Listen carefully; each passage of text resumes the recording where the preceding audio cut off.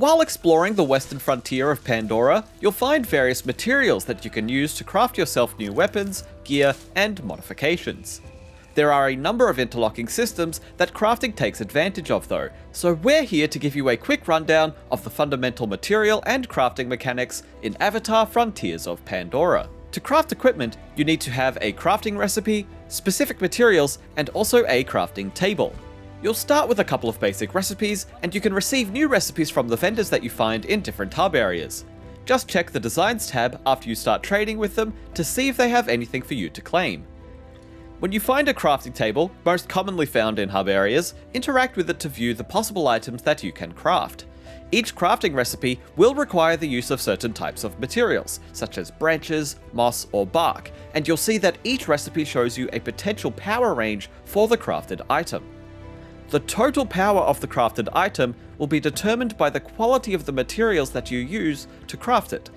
For example, while crafting this gear piece that just requires moss, bruised moss will increase stealth, while skyrock moss will increase ranged resistance. At the very start of the game, anything you craft will be better than your starting equipment, but before long, you'll likely be asking, how do I craft better gear for myself? Crafting gear with whatever you have on you can be worthwhile, but using high quality materials is a great way to increase the power level of your crafted equipment. Crafting materials will increase in quality as you progress through the game, but you can also increase the quality of materials available to you by harvesting them correctly and under ideal conditions. For plants, this usually requires you to harvest them under certain weather conditions or at a certain time of day. You'll also need to grab and pull the plants in the right direction so that you don't damage the resource while harvesting it. At the start of the game, you'll see a small circle that indicates the safest direction to pull towards when harvesting from plants, but after the opening missions, this diagram will go away and you'll need to rely on the animations of your character to show you whether you're doing it right or not. You need to find the angle that has your character shaking the least to successfully harvest it. If you're finding this too difficult or unfun, you can adjust the gathering difficulty in gameplay settings. Just be aware that turning the minigame off entirely will remove your opportunity to receive the higher quality harvesting bonus. For materials that you claim by hunting local wildlife, making your kill as quick and clean as possible is the way to ensure a high quality result. This usually means you need to fire arrows at their weak spot, which you can see when you look at them with your Navi sensors, or in the Hunter's Guide menu. We recommend approaching creatures stealthily, so you have the best chance of hitting this weak spot before the creature becomes startled by your presence.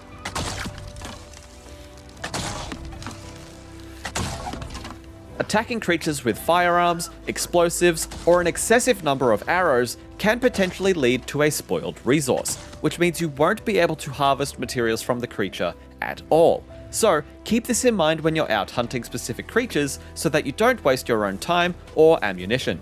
When you inspect Flora and Fauna with your Navi sensors, information on them will be added to your Hunter's Guide. From here, you can pin the resource so that you can see it at all times, as well as find information about what conditions need to be met for ideal collection.